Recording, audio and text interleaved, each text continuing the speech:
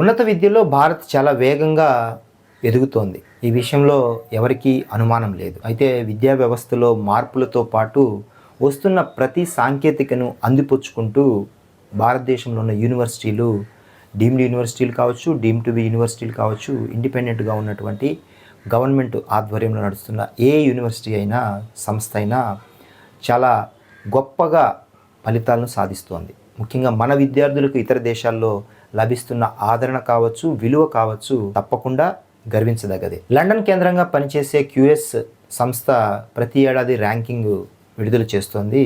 QS rankings అంటే క్వాకరెల్లి Symonds rankings. ప్రపంచంలో దాదాపు 1500 యూనివర్సిటీలను అధ్యయనం చేస్తే భారతదేశం అందులో 4వ స్థానం నిలిచింది. ఇది నిజంగా చాలా గర్వించదగ్గ విషయం.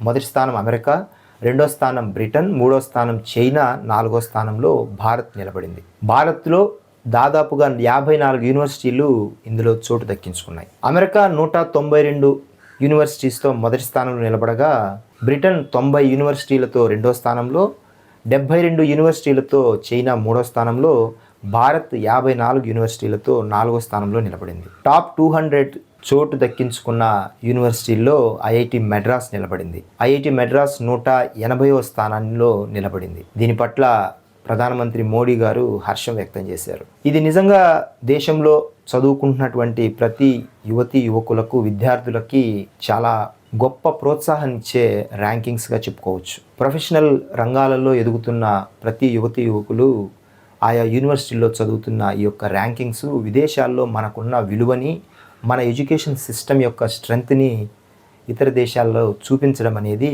తప్పకుండా మనందరికీ అత్యంత గర్వకారణమైన విషయం. వీడియో నచ్చితే లైక్ చేసి, షేర్ చేసి, కామెంట్ చేయండి.